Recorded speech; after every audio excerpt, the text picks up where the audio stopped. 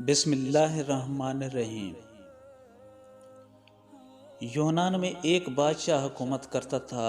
وہ بڑا نیک دل اور دانش مند تھا، اسی لیے عقل مندوں اور حکیموں کا بڑا قدردان تھا۔ خود بھی بہت بڑا عالم تھا اور عالموں کی بہت زیادہ قدر کرتا تھا۔ اسے اچھی اچھی باتیں لکھوانے اور انہیں اپنے کتب خانے میں جمع کرنے کا بہت شوق تھا۔ 10 برس کے عرصے میں اس نے سینکڑوں کتابیں جمع کر لی تھیں۔ وہ ان نادر کتب کا مطالعہ کر کے بہت خوش ہوا کرتا تھا۔ بادشاہ ایک دن بیٹھا مطالعے میں مصروف تھا کہ اسے خیال آیا کتب خانے میں ایسی کوئی کتاب موجود نہیں جس میں انسانی جسم کی تمام بیماریوں کی علامت اور ان کا علاج تحریر ہو۔ اس نے فیصلہ کیا کہ وہ ایسی کتاب ضرور لکھوائے گا۔ بادشاہ نے اسی وقت شاہی حکیم کو بلایا اور کہا کہ حکیم صاحب، میں چاہتا ہوں آپ حکمت پر ایسی کتاب لکھیں جس میں تمام انسانی بیماریوں کی علامات اور ان کا علاج تحریر ہو۔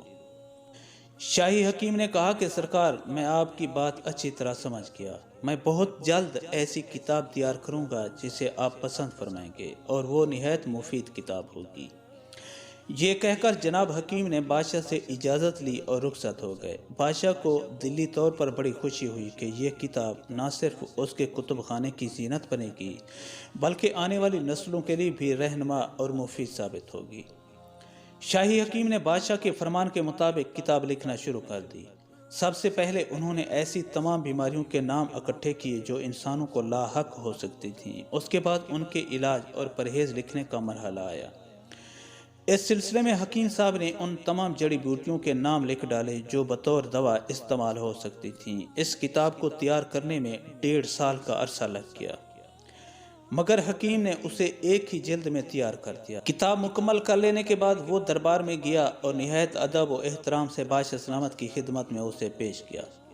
بادشاہ کتاب دیکھ کر بہت خوش ہوا۔ اس نے انعام کے طور پر ممدوح کو مالا مال کر دیا۔ شاہی حکیم بھی بہت خوش ہوئے۔ انہیں اس بات کی زیادہ خوشی تھی کہ ان کی محنت کا صلہ کہیں زیادہ بڑھ کر دیا گیا ہے، اور دوسری خوشی اس بات پر کہ اس کی کتاب ایک سچے قدردان کے پاس گئی ہے۔ کچھ عرصے کے بعد وہ قضائے الہی سے وفات پا گئے۔ بادشاہ نے وہ کتاب اپنے مطالعے کے خاص کمرے میں رکھوا دی۔ ایک دن جب وہ فارغ بیٹھا تھا تو اسے اچانک اس کتاب کا خیال آیا۔ اس نے فوراً منگوائی اور اس کا مطالعہ شروع کر دیا۔ بادشاہ کو شروع ہی سے کتاب بہت پسند آئی۔ اسے نہایت آسان اور سلیس زبان میں لکھا گیا تھا۔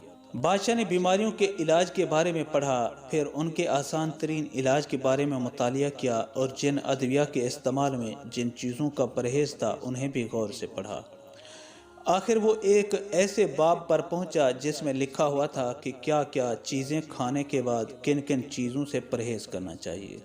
اس کے بعد لکھا گیا تھا کہ اگر 2 متضاد چیزیں کھا لی جائیں تو ان سے کون کون سے بیماریاں پیدا ہو سکتی ہیں اور انسان کن کن تکالیف میں مبتلا ہو سکتا ہے۔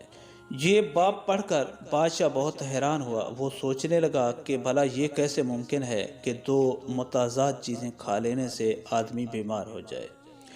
ایک جگہ لکھا تھا کہ اگر تربوز کھا لینے کے فوراً بعد دودھ پی لیا جائے تو شدید درد کولنج یعنی انتڑیوں کے درد کا خطرہ پیدا ہو جاتا ہے۔ اسے یہ بات ناممکن لگی۔ اس نے سوچا کہ حکیم صاحب تو اب اس دنیا میں نہیں رہے، ان کے بیٹے کو بلا کر دریافت کیا جائے کہ حکیم صاحب کے دعوے میں کس حد تک صداقت ہے۔ دوسرے روز بادشاہ سلامت نے شاہی حکیم کے بیٹے کو بلایا اور اس سے اس مسئلے کے بارے میں دریافت کی، کیونکہ وہ خود بھی ممتاز حکیم تھا۔ بیٹے نے کہا کہ بادشاہ سلامت کا اقبال بلند ہو، آپ کو معلوم ہے کہ میرے والد ایک لائق اور تجربہ کار حکیم تھے۔ انہوں نے جو کچھ تحریر کیا وہ ضرور تجربے کی کسوٹی پر پورا اترے گا۔ بادشاہ نے کہا کہ ہم اسے آزما کر دیکھنا چاہتے ہیں۔ حکیم صاحب کے بیٹے نے کہا کہ آپ صبح کسی شخص کو طلب فرمائیں، اسے یکے بعد دیگرے دونوں چیزیں کھلائیں اور پھر اس کا نتیجہ اپنی آنکھوں سے ملاحظہ فرمائیں۔ بادشاہ نے اس کی بات مان لی۔ صبح ہوتے ہی سپاہی ایک صحت مند کسان کو بادشاہ کے دربار میں لے آیا۔ بادشاہ نے حکیم صاحب کے بیٹے کو بھی بلا لیا اور اس سے کہا کہ کسان کو پہلے تربوز کھلایا جائے، اس کے بعد اسے دودھ پلایا جائے تاکہ وہ دیکھ سکے کہ واقعی یہ درد کلنج میں مبتلا ہوتا ہے یا نہیں۔ حکم کی فوری تعمیل ہوئی۔ کسان کو پہلے تربوز کھلایا گیا، اس کے 2 منٹ بعد اسے گرم گرم دودھ پلا کر ایک کرسی پر بٹھا دیا گیا۔ 1 منٹ گزرا، پھر 2 منٹ، پھر 3 منٹ، پھر 5 منٹ، یہاں تک کہ آدھا گھنٹہ گزر گیا، لیکن کسان پر کسی قسم کا کوئی رد عمل ظاہر نہ ہوا۔ جب کسان سے پوچھا گیا کہ تمہیں کسی قسم کی تکلیف محسوس نہیں ہو رہی، تو اس نے کہا کہ بادشاہ سلامت، میں بالکل ٹھیک ہوں اور مجھے کسی قسم کی کوئی تکلیف نہیں۔ بادشاہ نوجوان سے مخاطب ہوا اور بولا کہ تمہارے والد نے یہ عجیب بات لکھ دی، اب تم نے بھی دیکھ لیا کہ کسان پر ان دونوں چیزوں کا کوئی اثر نہیں ہوا اور وہ بالکل ٹھیک ٹھاک ہے۔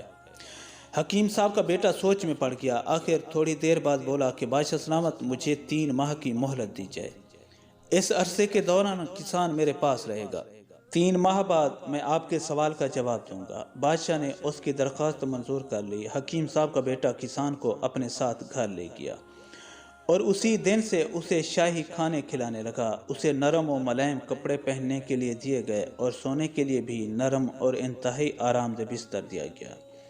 غرض کسان نہایت آرام اور سکون کی زندگی بسر کرنے لگا۔ جب کھانے کا وقت ہوتا تو اسے بڑے لذیذ کھانے پیش کیے جاتے۔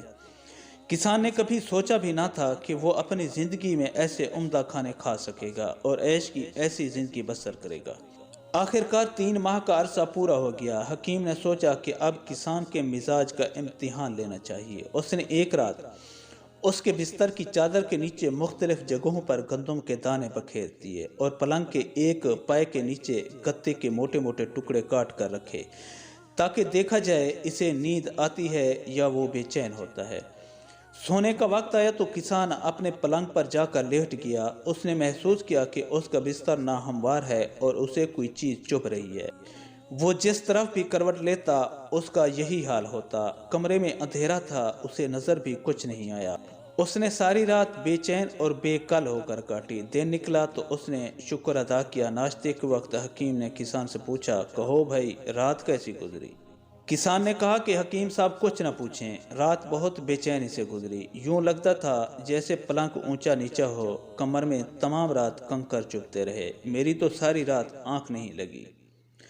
یہ سن کر حکیم نے سوچا کہ اب اس کا مزاج بدل چکا ہے، عیش کی زندگی نے اس کی طبیعت بدل دی ہے۔ وہ کسان جو تمام دن دھوپ میں کام کیا کرتا تھا، آج اتنا نازک مزاج ہو چکا ہے کہ اسے گتے کے صرف 2 ٹکڑوں سے پلنگ ناہموار محسوس ہونے لگا ہے اور باریک گندم کے دانے پتھروں کی طرح چبھنے لگے ہیں۔ حکیم اپنے کام سے مطمئن ہو کر کسان کو بادشاہ کے پاس لے گیا اور کہا کہ حضور، اب آپ اس کا امتحان لیں۔ بادشاہ تو اسی انتظار میں تھا۔ اس نے فوراً تربوز اور دودھ لانے کا حکم دیا۔ جب دونوں چیزیں آ گئیں تو کسان کو پہلے تربوز کھلایا، پھر دودھ پلایا گیا۔ ابھی 1 منٹ بھی پورا نہ ہوا تھا کہ کسان کے پیٹ میں شدید درد شروع ہو گیا اور تکلیف کی شدت سے وہ تڑپنے لگا، یہاں تک کہ اس کی حالت غیر ہو گئی۔ بادشاہ اس تبدیلی پر بہت حیران ہوا۔ اس نے حکیم سے پوچھا کہ اس کا کیا سبب ہے؟ اس نے کہا کہ حضور، بات یہ ہے کہ میرے والد نے یہ نسخے بہت سوچ سمجھ کر لکھے تھے۔ کتاب میں زیادہ تر نسخے بادشاہوں کے لیے لکھے گئے اور جو باتیں تحریر کی گئیں وہ شاہی مزاج کے مطابق تھیں۔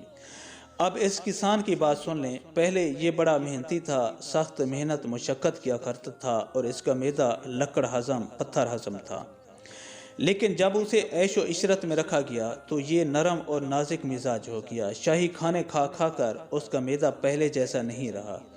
آج آپ نے دیکھ لیا کہ تربوز اور دودھ نے اس پر کتنی جلدی اثر کیا اور یہ درد اور تکلیف کی وجہ سے تڑپنے لگا۔ یہ صرف اور صرف آرام طلبی اور محنت نہ کرنے کا نتیجہ ہے۔ کسان جب تک محنت کرتا اور سادہ زندگی بسر کرتا رہا، وہ بیماریوں سے دور رہا، لیکن جب وہ محنت ترک کر کے عیش و آرام کی زندگی بسر کرنے لگا، اس کی طبیعت میں نزاکت آ گئی اور وہ بہت جلد بیمار ہو گیا۔ بادشاہ نے حکیم کے بیٹے کی بات مان لی اور کسان کے علاج کا حکم دے دیا۔